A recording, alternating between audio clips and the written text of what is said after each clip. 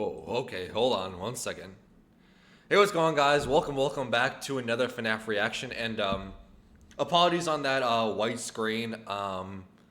Trying something new, doing a different setup for the FNAF reaction, so that's why you're seeing the white screen.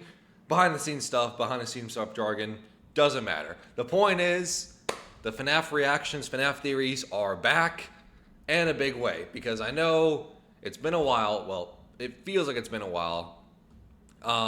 Feels like we haven't talked about FNAF in a while, which sounds crazy, but the reason, I guess, just behind the scenes a little bit, because you know how we spend the first few minutes of the stream and everything just to talk about whatever comes to mind. And the reason is just because started running out of ideas, started getting to a point of like, okay, what more can we talk about?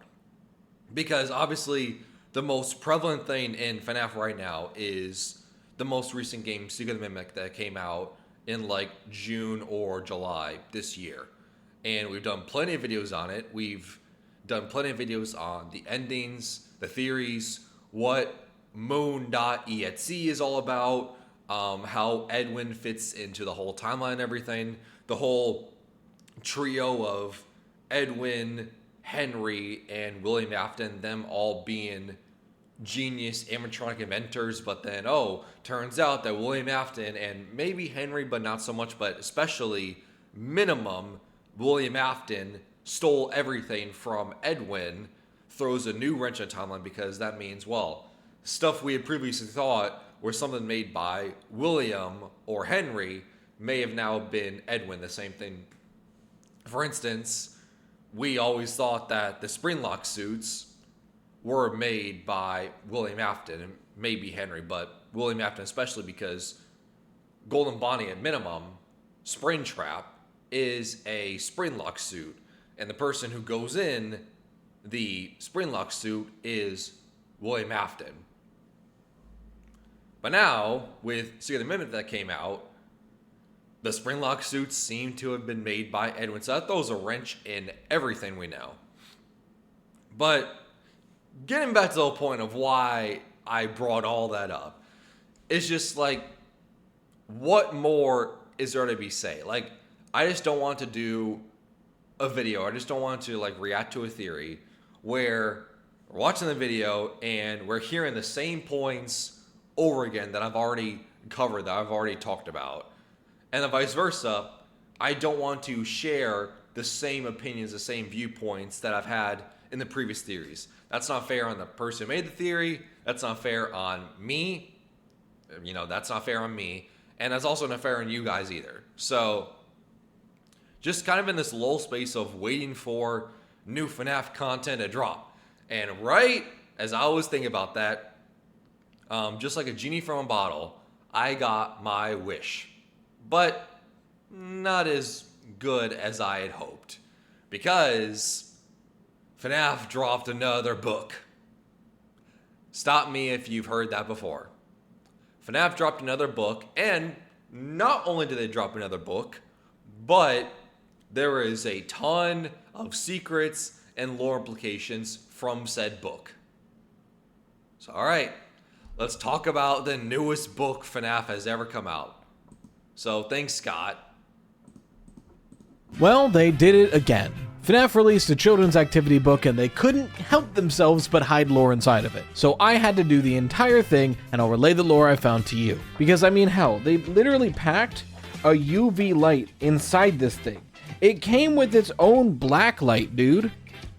Now, there's no massive name reveals or anything as far as I can find, but there's definitely things worth talking about in here. So, Slices, put on your aprons and let's bake ourselves a theory. So, what the hell is Ticket to Fun? Right now, as far as I'm aware, you can only get this off of like Amazon or online bookstores, and I called this an activity book, but I don't think that's incredibly accurate. It's more so a trinket collection. It's actually really cute, and I recommend picking it up, especially if you have younger siblings or anybody who's into collecting trinkets about the series. I mean, it's got like a little FNAF 2 paycheck in it, a couple of Fazbear like tickets that you would win at a game, especially if you have FNAF 2 paycheck, hold on. Younger siblings or anybody who's into collecting trinkets about the series. I mean, it's got like a little FNAF 2 damn it. Or anybody who's into collecting trinkets about the series. It's so fast. I mean, it's got brief. like a little Maybe it's FNAF 2, but it also could be FNAF 1. I know, like, why does that matter? That's just something that I just thought of. FNAF 2 paycheck in it, a couple of Fazbear. Because the reason why I'm doing this whole thing about, oh, is it FNAF 1 or is it FNAF 2, is because, if I'm not mistaken, FNAF 1 on the paycheck, it said Mike Schmidt, but then on the FNAF 2 paycheck, it said Jeremy Fitzgerald. We believe the longest time that Michael Schmidt is an alias for Michael Afton. And we know Jeremy is a name that comes up time and time and time and time again. Especially over the last few years, Jeremy has become more and more of a relevant name. What started out as just being on the paycheck of FNAF 2 later spawned into, and the FNAF 6 Lorekeeper gravesite ending where it's the gravestones of the missing kids. One of the gravestones had the name Jeremy on it. And if you cross-reference that image with the masks with no lights on at the end of FNAF 3, you see, oh, these animatronic heads line up. So the kid who would go and possess like Freddy is named Gabriel. The kid who would go and possess Chica is named Susie. And that was also confirmed from the books as well. But Jeremy is the one that will go on to possess Bonnie, which is very interesting. And then later on, Jeremy became very important in FNAF VR Help Wanted, where every time you would die, you would occasionally get the text line saying, oh, remember Jeremy, remember Jeremy. And Jeremy's story, as it goes, at least it's how it's been told to us, is, once again, I've said this time and time and time again, and I'll keep repeating myself, but FNAF VR is an in-universe VR game. It's not just like some fun VR game that we get to play in the real world. No, it's a VR game in-universe, made by Fazbear Entertainment to get rid of their sins, address the skeletons in the closet, and promote themselves as family-friendly content we all know and love them for to be, totally. And there's nothing that they're hiding. Jeremy was a playtester for said FNAF VR game, and as he was playtesting the game, he saw this weird conglomeration glitching bunny character in view during playtesting the game. And as he's playtesting the game more and more, he starts to see that glitching rabbit character get closer and closer to him. But he doesn't remember coding or the rabbit being part of any of the development.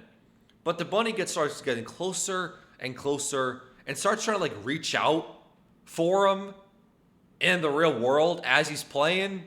And he gets really freaked out about it. So much so, he goes into one of the warehouse rooms of the facility and goes to the guillotine paper shredder and slices his face off. But once again, as it's told in the tapes from Tape Girl, there is a mask on the ground beside Jeremy. Mask on the ground with paint on it, as he was laying beside a guillotine paper shredder. But someone tells me, I've said time and time again, is it a mask? Is it paint? I'll let you answer that one. Like tickets that you would win at a game or something, a quote-unquote cutout of the newspaper ad. There's a couple like recipe cards, and that's not all. They've got like, you know, a more physical thing like a little rubber bracelet. They've got like I think this is a sticker. I didn't really go through that, but it didn't have any lore on it, so I put it back. They've got a very hefty metal badge, like a pin badge. Like it's actually like, hold on, let me see if I can, let me bang some of the metal on it. Like, that's solid. They've got this big old poster, which I didn't see any kind of lore on. And then this like brochure style fold out thing that it's got. Oh, and of course, how could I forget? the crossword. And like I mentioned, its very own UV flashlight. Wow, that looks really cool on camera, actually. Whoa. Which, of course, a UV flashlight implies there's lore here. Oh wow, the dungeon was in some kind of UV lore indeed. But then again, it's FNAF. I mean, shocker that we have to talk about lore in this series. Now, I went through this entire package, and I only found 2 pieces of lore. Which, speaking of lore in this series, I don't know if I brought this up before, but like on camera, but I've definitely like thought about it like in my own time, like off camera. I'm very curious what an outside spectator's viewpoint of this universe, of this series is all about. Right?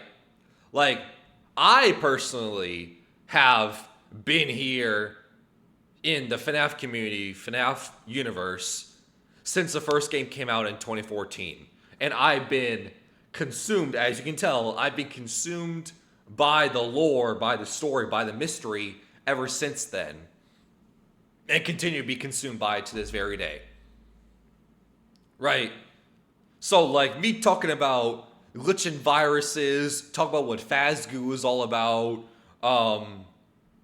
how Mini Renos and Balloon Boy fit into a circus theme, and how that relates to, like, Pirate Fotsy. Like, all this, like, crazy stuff, lore implications, timeline stuff that you have to, like, think about in your head. It sounds common sense to me because, once again, I've been thinking about and I've been exposed to FNAF since the very beginning. So stuff that may sound like basic or obvious, or oh, well, we've been talk about this, or we saw this in a game, or we saw this in a book, or we saw this in an Easter egg, or read or an interview by Scott, right? But I'm very curious, like, what is an outside perspective's viewpoint on this? Someone who doesn't play the games, or many of them, doesn't read the books, doesn't keep up on the FNAF lore timeline videos like these, or reacting to my reaction to them. Just a complete casual perspective of the series. What is your viewpoint? Like, what do you think about the series? If I had to guess, just being honest, if I had to make a guess, I think people would question why FNAF is as popular as it is. And it's something that people don't get. Like, the story's so complicated. Why do people like this series? That would be my guess. But I'm very curious. What is it like living in the year 2025? FNAF story, timelines, theories have been going on for over a decade at this point. You're a casual. What do you view the series as? Because I know for a fact, like, take the movies for instance. There's probably a good percentage, maybe like, 30, 40% of the people like went and saw the FNAF movie were people like me who are fans of the series and are there for the lore. Then maybe like 60, 70% of everyone else who saw the movie were just like movie fans or horror fans or, right, just people who like Halloween movies or October movies or movies in general. That was for the general audience, and it probably was the overall majority. What did they think of the movie? How did they view it? Because, that's something that, you're constantly in this battle, right, when it comes to movies, is you have to please multiple audiences. You have to please the, casual fan, casual moviegoer who just wants to see a October movie, who just wants to see a movie to get, like, spooked or whatever. Just wants to see a movie about killer animatronics, right? You have to fit that group.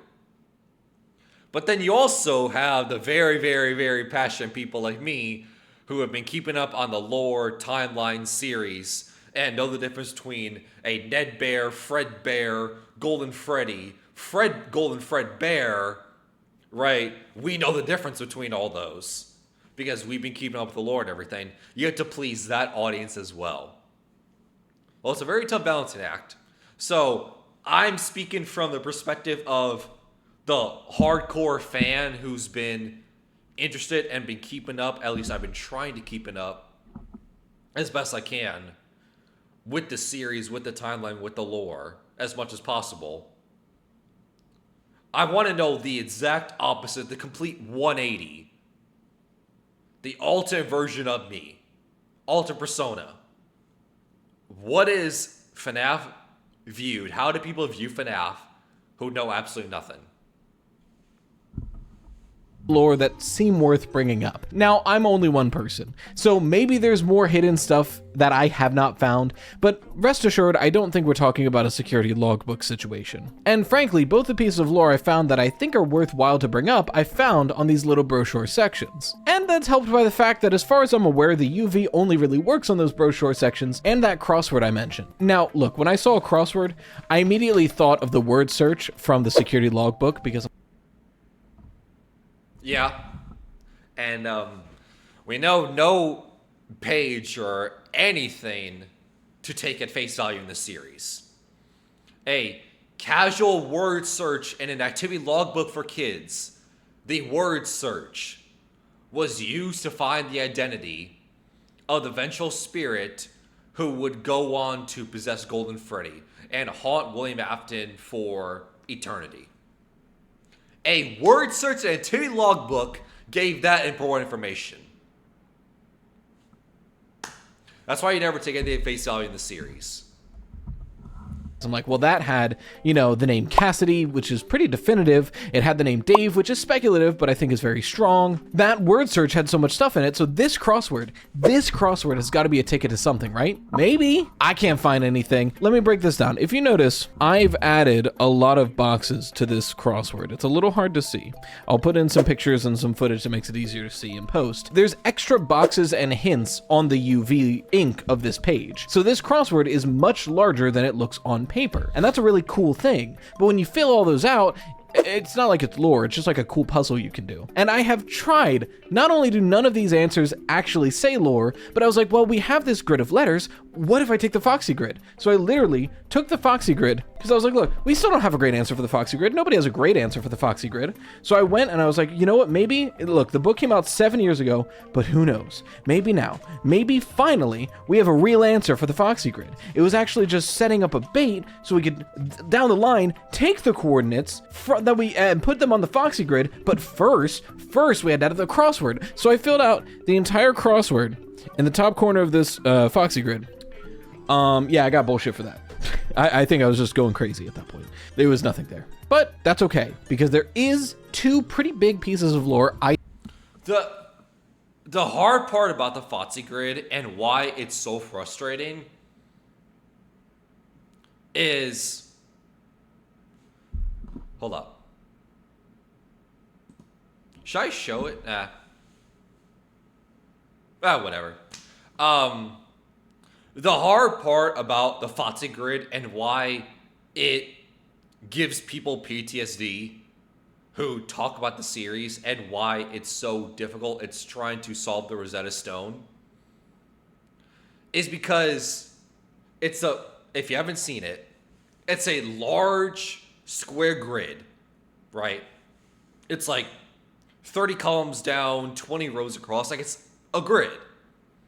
And in the Foxy grid, in the first few squares in the grid, top left and going, down the row and everything, you see a faint like A, B, C, D in each of the boxes.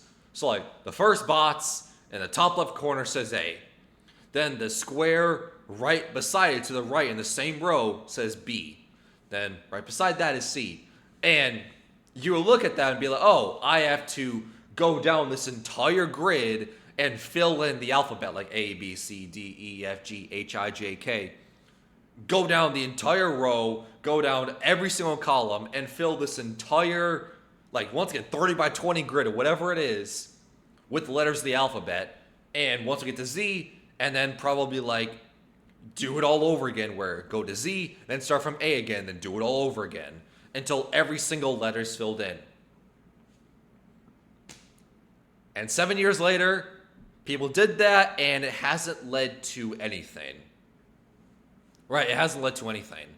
And I know people try to use, like, oh, that's how we solve, like, Dave, the ghost spirit, the person who is the FNAF 4 crying child.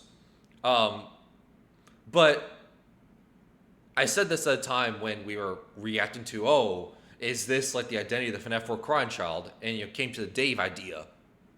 Is they were using, because I guess another thing to talk about, and why FNAF 4 crying child came up in the security logbook, is there's multiple spirits talking to you in the book.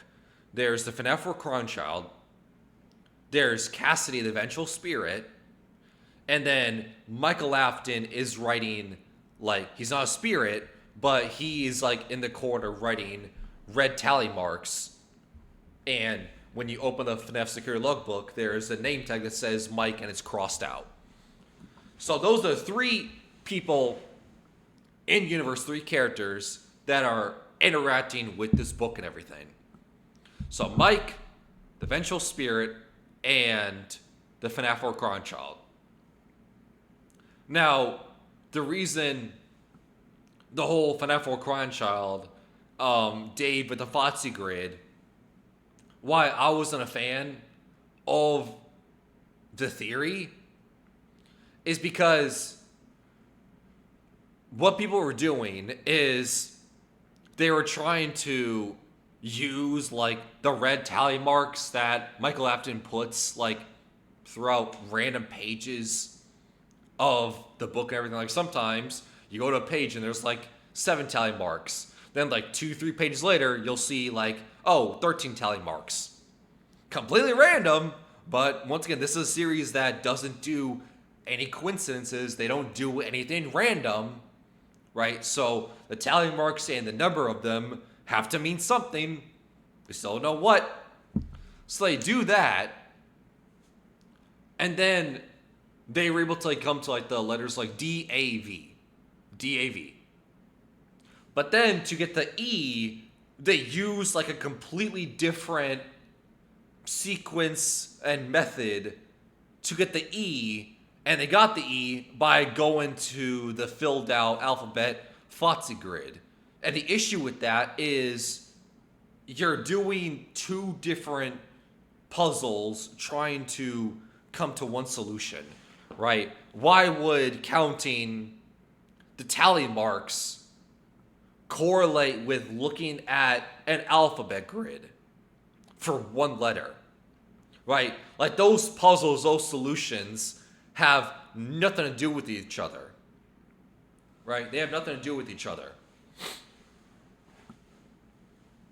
But it's, you know, this whole thing about confirmation bias where you get to DAV and then you believe the final letter is E and it fills out Dave is the name. And you try to reverse engineer some way to get that E to fit in. Oh, you got the E by going to the Foxy grid. Well, now how do we reverse engineer a way for us to get the E from the Foxy grid, reverse engineer a way to pull out like solutions and equations for it to fit in the theory, and that's the name of the FNAF 4 crying child. That doesn't work. That doesn't make sense because you're doing multiple puzzles to get to one solution. It has to be clean. You have to use one consistent puzzle to get to a solution, right? Like, we did not, for like Cassidy, we did not go like CASSID, right, with the word search. But then why we went to the Foxy grid and counted the amount of cupcakes that Chica's Cupcake has in the book and everything. Oh, we got to 5 cupcakes. Okay, well, if you go to 5 cupcakes, so you go 5 rows down, then Chica has FNAF 1. Chica has 2 toes. You go 2 columns down, that gets to a Y, and that's how you get to Cassidy. Like, that makes absolutely no sense. You're doing a word search for all the letters, but then you're counting Chica's cupcakes and Chica toes on a grid to get to the final letter. Like, there's no correlation with either of those puzzles. So that's always been my issue with the Dave theory in the Security Logbook. It's an interesting theory, and Dave is a name that is in the books as well, so I get where people are coming from. It's just you have to be consistent when it comes to a puzzle solution. Have it all be from one source. Not 80-90% of it is clean from this one area, but then just randomly out of nowhere goes this completely different thing that has no correlation whatsoever. I think are worth bringing up, and they're both found in the brochures. One of them is pretty definitive, and one of them is part definitive and part speculative. So let's just start with the clean, definitive piece of lore that I found in these brochures. These brochures kind of just say whatever. It's a lot of small tidbits about the franchise, and even sometimes about the games, which is fitting for Ticket to Fun, but nothing immediately jumped out as important. Even the blacklight sections. A lot of the time when you're looking at things with the blacklight, you just kind of see the note again, but with like an additional thing or two. Like, it's nothing that's revealing any new information. Hold up. Best place for birthdays. Freddy Fazbear's Pizza is home to dozens of activities and arcade games for our customers. Amusement. So I'm trying to read. These games include pinball machines, beloved cabinet games, and games made specifically for our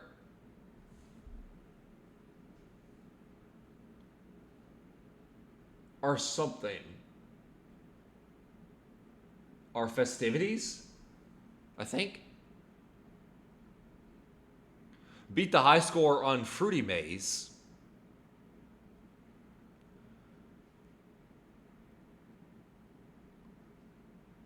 Or custom Bonnie, Chica, or Freddy games.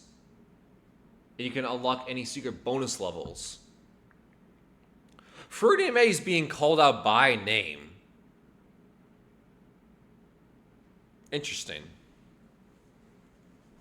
Recap, Fruity Maze is from FNAF 6 Pizzeria Simulator, and it was one of the minigames you played that had major lore implications, because the girl you play as, the girl you see as you're playing the game and everything, it's this blonde girl with curly hair and blue eyes.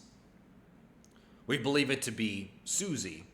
And each time you beat the game and everything, the game starts to break more and more. And you go from collecting fruit in Fruity Maze to picking up dead dogs, flowers, and like gravestones. And the game ends by hearing like the car horn, and you see like the shadow figure of William Afton's Springtrap behind the girl and everything, and gives her text, or talks to her, not gives her text, doesn't hand her a transcript, talks to her and says, oh, you know, your dog's not dead, you know, he's right here, you know, come follow me. The game just fades to black, and that's it. But we know from the books, at least, and also just like basic interpretation, dog's not really dead, come follow me to this dark place, and I'll show you they're not really dead. And then fades to black. Like, what do you think happened? I don't know if we need to bring up what happens in the books of this girl was told that this stranger told her dog isn't really dead, follows her, and they ask him, what happened next? Oh, I don't remember. My name's Susie, though. And we know Susie goes on to possess Chica. Like, what do you think happened? They weren't giving them Freddy Fazbear Pizza, I can tell you that much.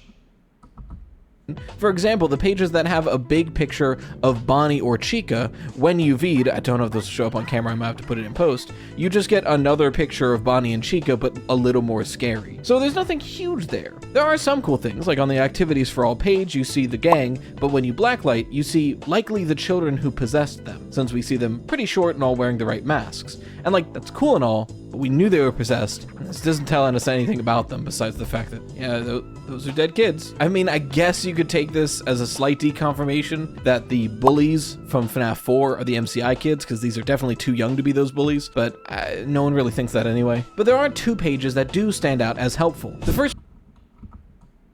Maybe this is reading too much into it, but I think it's weird that Bonnie's eyes are like blacked out. Everyone else think that's bizarre. All the animatronic characters, their eyes are open. I mean, Fotsy, we know he has the eye patch. But Bonnie's eyes are blacked out. Maybe I'm reading this too much, but I think that's a little bit bizarre. But no one really thinks that anyway. But there are two pages that do stand out as helpful. The first one being Party Wristbands, a page that goes over, well, party wristbands. It reads as follows. Along with food, games, and entertainment, Freddy Fazbear's Pizza also hosts birthday parties. All parties are catered by our Freddy Fazbear's Pizza kitchen, and goodie bags and balloons are complimentary. Additionally, all children attending parties at a Freddy Fazbear's Pizza are provided with wristbands as a souvenir of their time at our establishment and to easily track party attendees. Party wristbands. Going back to FNAF 6, the circus puppet minigame, right? I mean, that's where my mind immediately goes to, is the circus puppet minigame from FNAF 6. Because, reminder, that minigame, you're playing as security puppet, and you are trained to follow or keep track of a kid wearing a certain color wristband. In that case, it was green because it was Charlotte, Henry's daughter. Right? You were tasked to like follow and keep track of the kid wearing the green wristband, so you would see like a kid wearing like an orange wristband or a pink wristband, and you wouldn't really do anything because once again, you're not trained to follow, keep track of that color. And then you finally see the kid with the green wristband locked outside the pizzeria. And then you, as a circus puppet, go outside to the kid you're once again trained to keep track of, and they're now lying dead in the alleyway because William Afton in Midnight Motorist, and also we see in FNAF 2, comes by and kills them.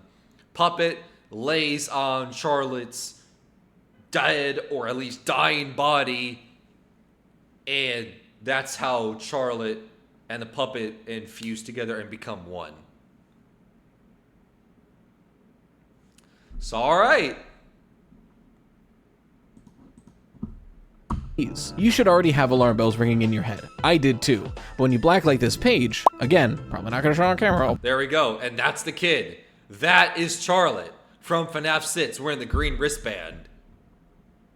Put it in post, it shows you the sprite for Charlotte Emily, the same sprite we see in Security Puppet the night she's killed. The sprite from the minigame where she's wearing a wristband that allows the security puppet to track her outside of the building and find her body. This is a huge confirmation, because one of the biggest debates about the early deaths of the franchise is where Charlotte Emily is killed. We only have two instances that show us any context for Charlotte Emily's death: Give Cake to the Children and Security Puppet. Now, many people look to Security Puppet and assume, well, if the puppet was there, then this is probably a Freddy Fazbear's Pizza, as we have no evidence to suggest that the puppet was ever at a Fredbear's. Which is fair, I guess, but there's no evidence to say that it wasn't at Fredbear's either. Not to mention, many people look at Give Cake to the Children, and while admittedly I will say, when it comes to that, I mean, ever since FNAF 2, when the puppet was first brought into the series, they didn't really fit in with the whole lore, the whole vibe and everything.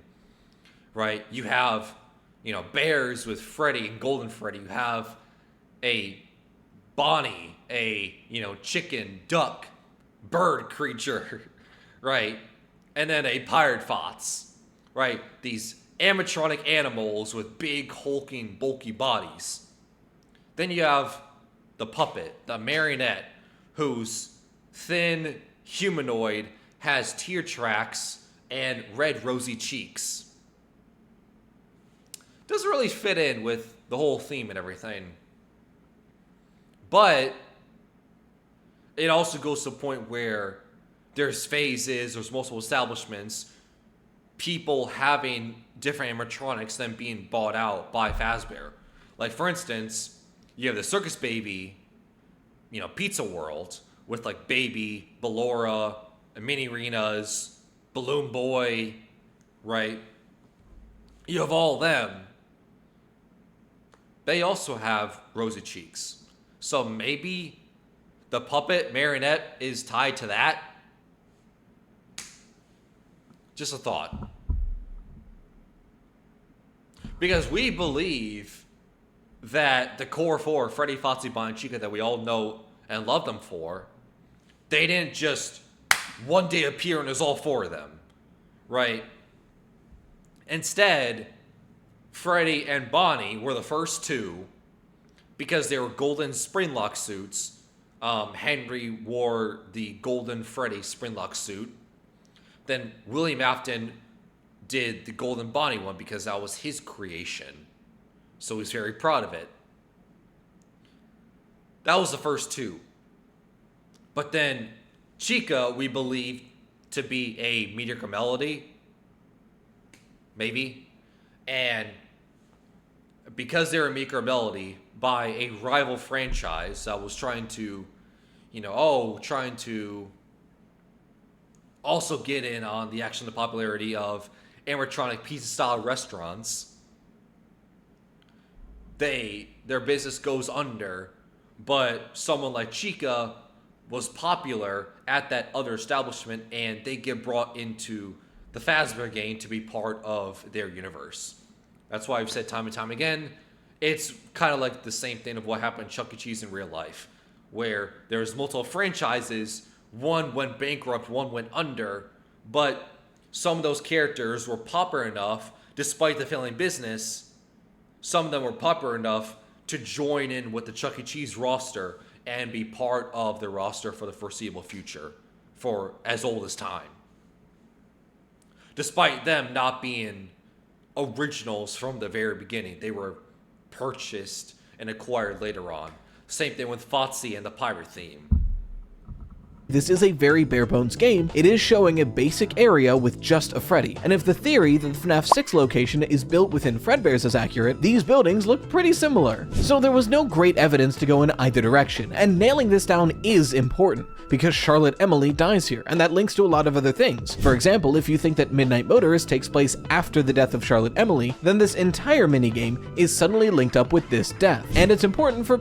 I mean, it has to be. Because in the Midnight Motorist, it literally says in the source code, later that night. What is that night? What night are we referring to? Oh, the night that Midnight Motorist is linked to is the minigame we see in FNAF 2, where we see William Afton drive by in a purple car, kill someone and drive off.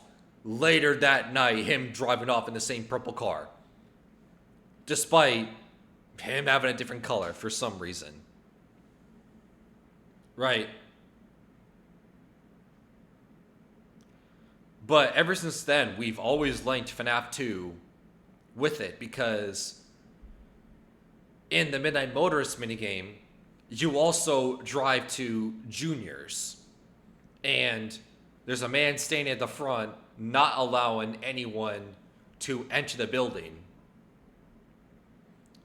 Which is also linked to FNAF 2, because I want to say it was either Night 5 or Night 6.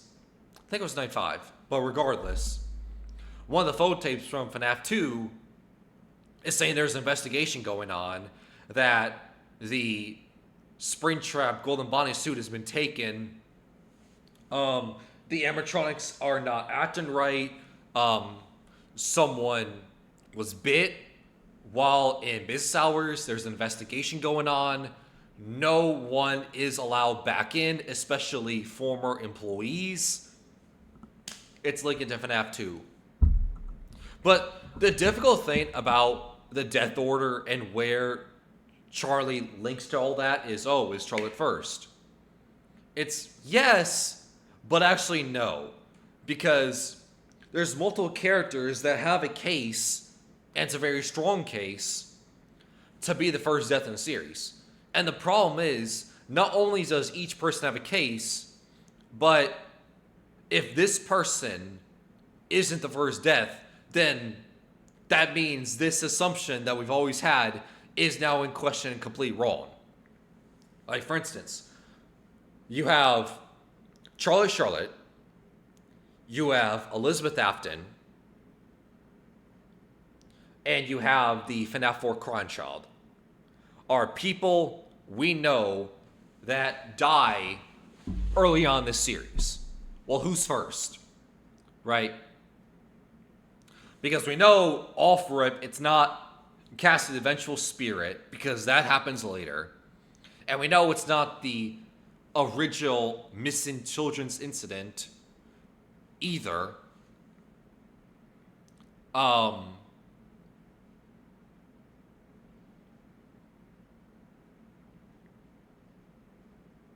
Just I don't know, it's so complicated. But then once again, what series are we talking about here? So you have the FNAF 4 Crying Child, Elizabeth Afton, and Charlotte are the cases to be made to be in, and Susie, I guess. But that's difficult because Susie is one of the missing children incident, but in Ultimate Custom Night, they have Deathline saying, I was the first. I'm the one who's seen everything. I've always interpreted that line, and why I'm not talking about Susie here as the first death, I've always interpreted I've seen everything, is they were the first to come into consciousness in the animatronic. That's how they saw everything. They were the first person to give life to the animatronics in Chica. That's how I've always interpreted it. But here's the thing. You have FNAF 4 Crying Child, Elizabeth Afton, and Charlotte. Here's the thing about it. The FNAF 4 Crying Child is early in the timeline, yes. Because what makes them scared of the establishment, what makes them scared of the pizzeria, the animatronics, the spring lock suits, what makes them scared? Because they watch a show, they have plushies of the characters, all this stuff and everything. So they're a fan of the series. But when they're at the pizzeria, they're crying, they're miserable. They're afraid of something. What? Remember what you saw. Don't you know what will happen if he catches you? So what did he see? Well, what he saw is potentially his sister, Elizabeth Afton, getting lured by Baby with ice cream, and then their stomach hatch opens and kills his sister through the claw. So that would mean Elizabeth Afton's first, and FNAF 4 Crying Child is later on. Right? That's what would happen. Elizabeth Afton's first, they're lured by Baby through the ice cream, and that's what FNAF 4 Crying Child is scared of, because that also explains the stomach, teeth, mouth on Fredbear, because that's how a child would interpret that incident of the stomach just absolutely opening and killing someone. That's how a child would interpret all that. Cool. It's all wrapped up in a neat little bow, right? Well, yes, but actually no. There's a case to be made that Elizabeth Afton's first. But the problem is what do it though? Because we know Circus Baby and the Funtime animatronics were made by William Afton. They were Afton Robotics. And we know repeatedly William Afton tells Elizabeth Afton not to go near them, not to go near baby, right? Because they're dangerous, because once again, they have claw grips and mechanisms. Why would he make animatronics with those things if they were the first death? Right, why? Why would you do that? Why would you intentionally make dangerous animatronics if this was supposed to be the first death? Right, why? That doesn't add up, does it? But then you have Charlotte getting killed outside the pizzeria. Oh, that has to be first.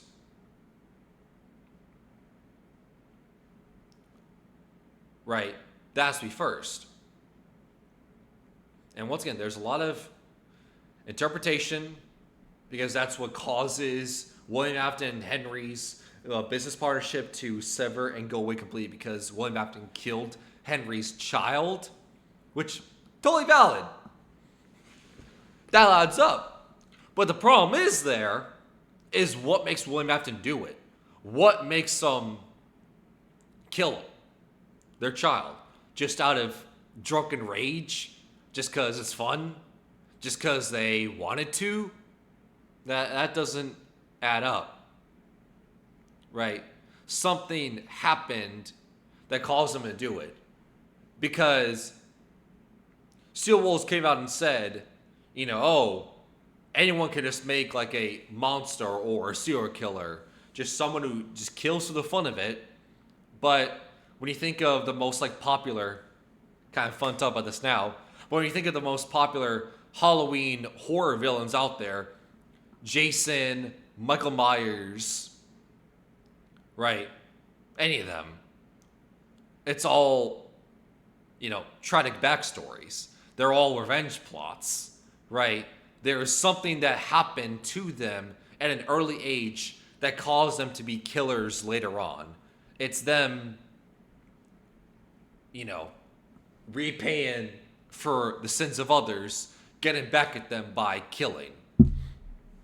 They're not just killing people just for the fun of it, So with that in mind, with Steel Wolves saying that, you're like, okay, William Afton has to have a tragic backstory. He has to have something horrible happen to him that then causes him to lash out and kill people. He didn't just kill Charlotte just out of blind drunken rage just because he wanted to, just because it was fun. Something happened to him that caused him to lash out. Well, then what happened to him then that would cause him to kill Charlotte? What predated that? And that's where it gets confusing. Placement in general. We know almost definitively that the missing child incident took place in 1985 at a Freddy Fazbear's Pizza, but it didn't shut down for another year or so. So if Charlotte Emily was killed at a Freddy Fazbear's Pizza, you could feasibly place her before or after the MCI. But if she died at a Fredbear's Family Diner, we have no evidence that the restaurant stayed open after the bite of 83. In fact, we have counter evidence, since in FNAF 2, Ralph talks about Fredbear's as if it's been closed for a long time. But that game takes place in 87, which is only a year or so after Freddy's would have previously closed, which means that Fredbear's would have been closed for presumably a long time, even before the MCI. So if Charlotte died at a Fredbear's, then that would mean she would have died before the missing child incident. This is important. The location gives us more information for the time of her death. So this pamphlet page is directly telling us that these security wristbands were used at Freddy Fazbear's Pizza's locations, which would then link Charlotte's death to a Freddy Fazbear's Pizza, not a Fredbear's Family Diner, meaning the earliest it could have taken place is in 1983. This is a massive lore confirmation, and one that I'll probably make an entire video discussing the ramifications of. But that is not the only piece of lore we got in this, because there's one other brochure that's very interesting. We get a note from one of the child patrons at Freddy Fazbear's Pizza, and it has something that we've never seen before. All right, here we go. Let's see it. Y'all strapped in? Y'all braced? Y'all cleaning the couch or whatever you're sitting on? All right, let's go. A child not getting killed by William Afton. It reads, "The games at Freddy Fazbear's Pizza are the best. My mom doesn't let me play video games at home, so I love playing them at Freddy's. My favorites are the Chica one and Midnight Motorist. Bonnie even helped me win one time. The Chica one. Mine immediately goes to FNAF 3. The toy Chica minigame that you play. Which was called Chica's Party World. That's it. And Midnight Motorist. So Midnight Motorist and Fruity Maze are called out in this book by name.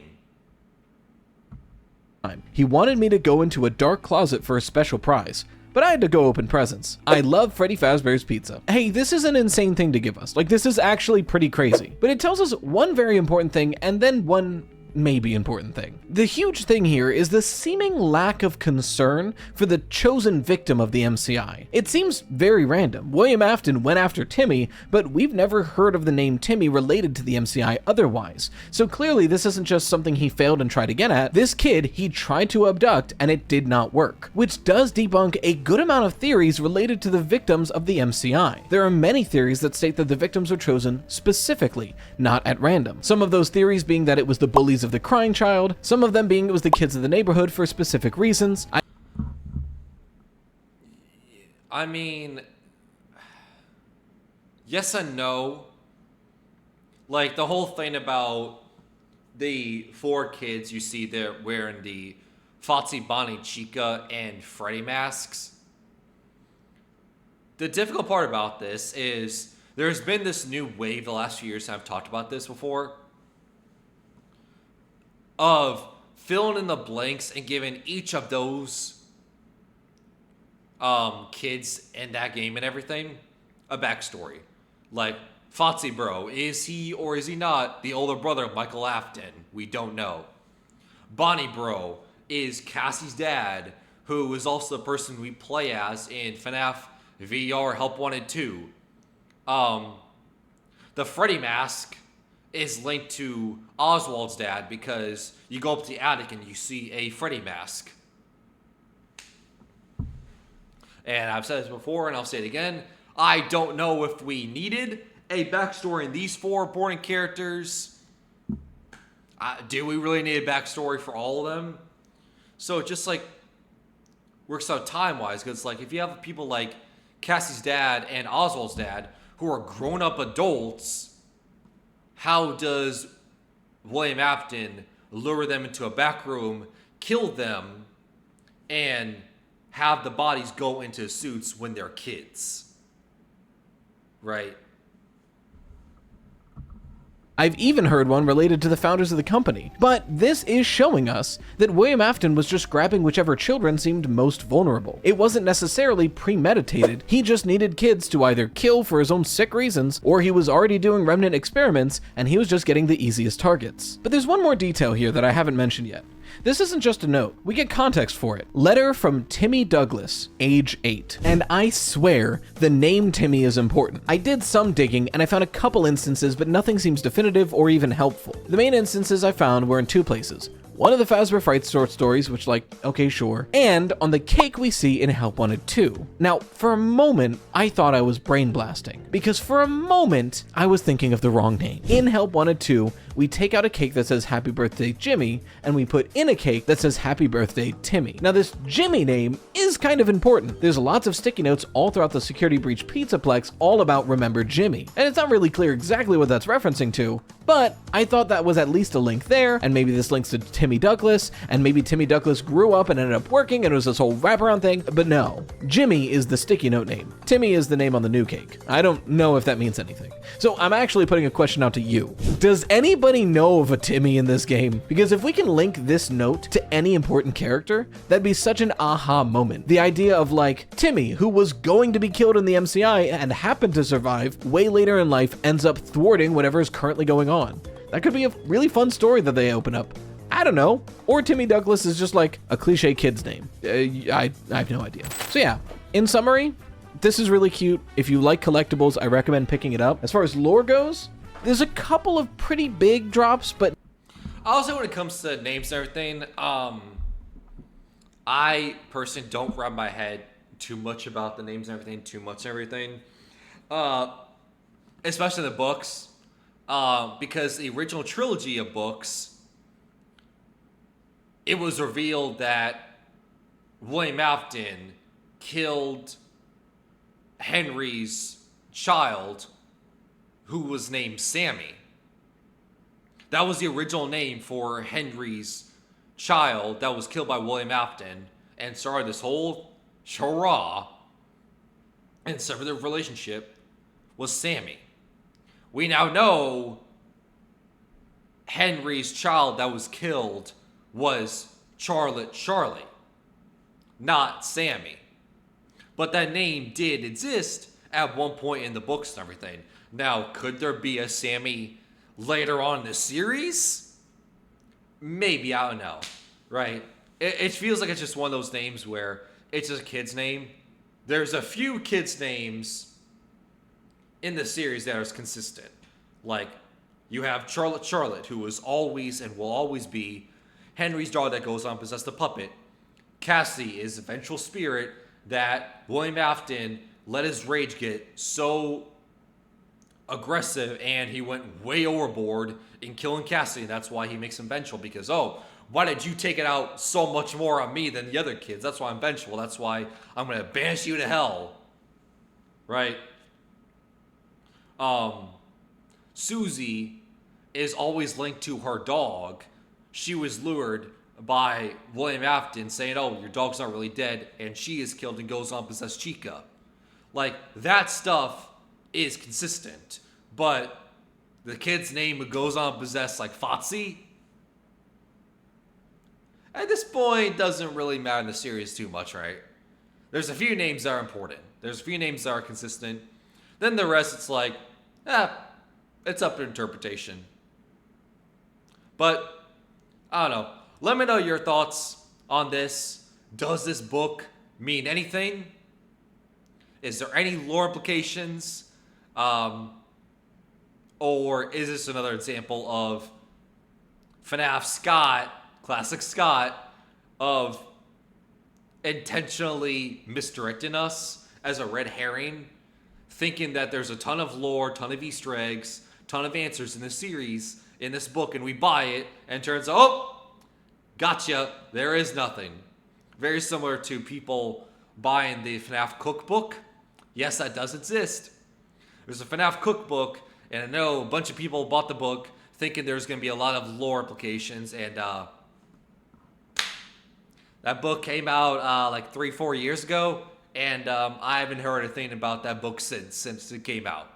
Which leads me to believe there is no lore implications in the cookbook. But, I don't know. We'll see. Maybe 5-6 years down the line, we'll be looking back on this activity book and be like, oh my god, they were teasing this all that time and we didn't realize it. And if that's the case, that's fun. And that's why I love this series.